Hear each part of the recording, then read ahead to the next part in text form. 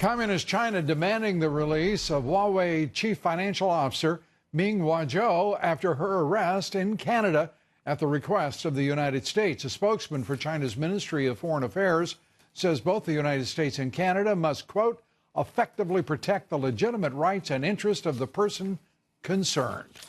Joining us tonight, Gordon Chang, author of the book The Coming Collapse of China and The Nuclear Showdown. We recommend both to you highly, as always. Gordon, let's start with the arrest of the chief financial officer of Huawei because of violations of our Iranian sanctions. This is a big step, isn't it? It's a very important step for a number of reasons. First of all, we've had a number of administrations that have allowed the violation of Iran and North Korea sanctions. This administration, however, is saying, look, no more. And the other thing, of course, Huawei is critically important to China's efforts to dominate 5G. Right. You know, China has this Made in China 2025 initiative, gotten a lot of play. It started out with 10 sectors in 2015 when it was announced.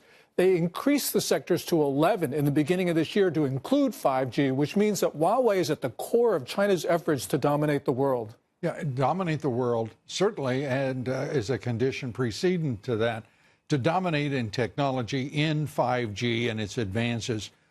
Huawei, however, is now at a interesting juncture because the United States is basically saying to China, this stops here. And do you see that as the correct interpretation? Oh, absolutely. And, you know, this is also ZTE, which is the second largest Chinese telecom equipment manufacturer, just behind Huawei. Which the president rescued because of his concerns about its effect on trade relations and the relationship overall with Xi. He rescued because the president of China asked him to do so. And now, where do we stand with ZTE?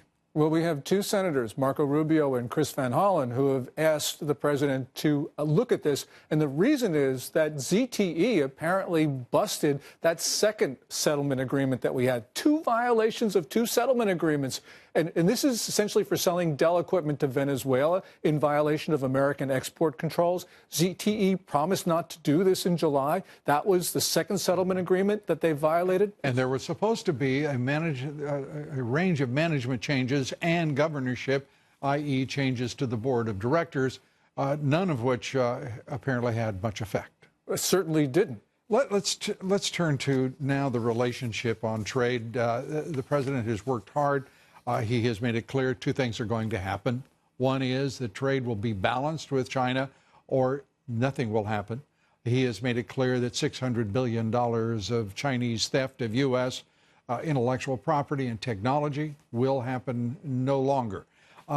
Those are the two metrics by which any deal will be judged. Your thoughts about where we're headed? That's absolutely critical on the IP.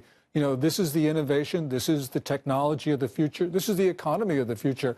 And, you know, talk about Huawei. That company was built on the theft of IP from Cisco and others. And so essentially China built its telecom equipment manufacturing sector, Huawei and ZTE, on the backs of stolen U.S. technology. And you can't say it too strongly. Huawei and other Chinese enterprises, highly successful and large, concentrated government-owned assets, in point of fact, are built on U.S. technology, commercial technology, as well as scientific technology and intellectual property. And that, just think about this, without President Trump focusing on this issue, this relationship, we would be run over. You know, there were two without presidents, any question. Clinton and George W. Bush, who just sort of couldn't be bothered by this. We had another president, Obama, who actually confronted the Chinese but decided to do nothing effective. Now we got a president who's confronting the Chinese and doing something effective. People may not like it, but clearly we've got to deal with these critical issues of trade and IP theft. Those people have to understand something about themselves. If you don't like what the president is doing vis-a-vis China and the relationship, the trade relationship, the geopolitical relationship between the United States and China, you just don't understand what is happening.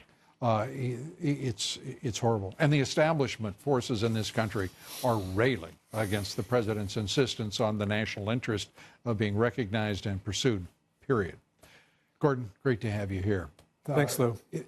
We have so much we could talk about. Come back as soon as you can, and we'll continue the conversation because it is about the country's future, as Gordon Chang says.